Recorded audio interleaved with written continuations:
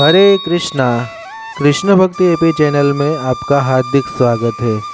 आज हम सुनेंगे देवशयनी एकादशी की संपूर्ण व्रत कथा, जिसे पद्मा एकादशी अथवा शयन एकादशी भी कहा जाता है।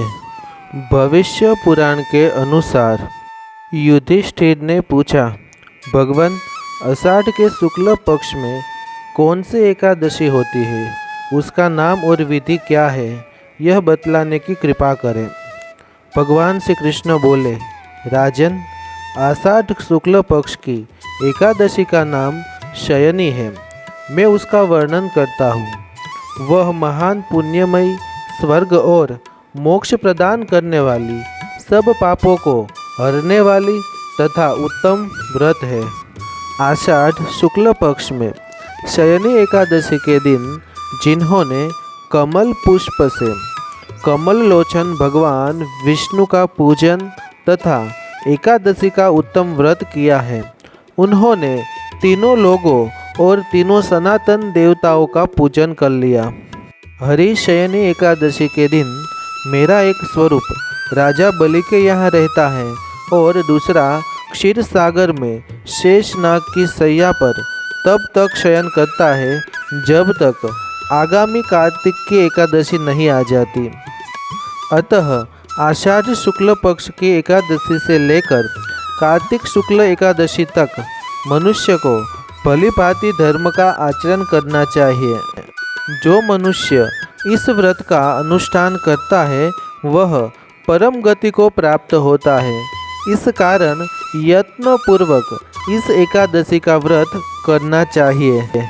एकादशी की रात में जागरण करके शंख चक्र और गदा धारण करने वाले भगवान विष्णु की भक्ति पूर्वक पूजा करनी चाहिए। ऐसा करने वाले पुरुष के पुण्य की गणना करने में चतुर्मुख ब्रह्मा भी असमर्थ है। राजन, जो इस प्रकार भोग और मोक्ष प्रदान करने वाले सर्व पापहारी एकादशी के उत्तम व्रत का पालन करता है, वह जाति का चांडाल होने पर भी संसार में सदा मेरा प्रिय रहने वाला है। जो मनुष्य दीपदान, पलाश के पत्ते पर भोजन और व्रत करते हुए चौमासा व्यतीत करते हैं, वे मेरे प्रिय हैं। चौमासे में भगवान विष्णु सोए रहते हैं, इसलिए मनुष्य को भूमि पर शयन करना चाहिए।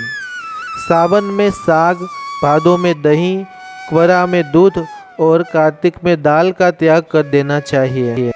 जो चौमासे में ब्रह्मचर्य का पालन करता है वह परम गति को प्राप्त होता है। राजन, एकादशी के व्रत से ही मनुष्य सब पापों से मुक्त हो जाता है, अतः सदा इसका व्रत करना चाहिए। शयनी और बोधिनी के बीच में जो कृष्ण पक्ष की एकादशियाँ होती है, गृहस्थ के लिए शुक्ल पक्ष हो या कृष्ण पक्ष, सभी पक्ष की एकादशियाँ रखनी चाहिए, क्योंकि एकादशी करने से हमारे सभी पापों का नाश हो जाता है। एकादशी के दिन भूलकर भी अन्न नहीं खाना चाहिए, क्योंकि एकादशी के दिन अन्न में सभी प्रकार के पापों का वास होता है।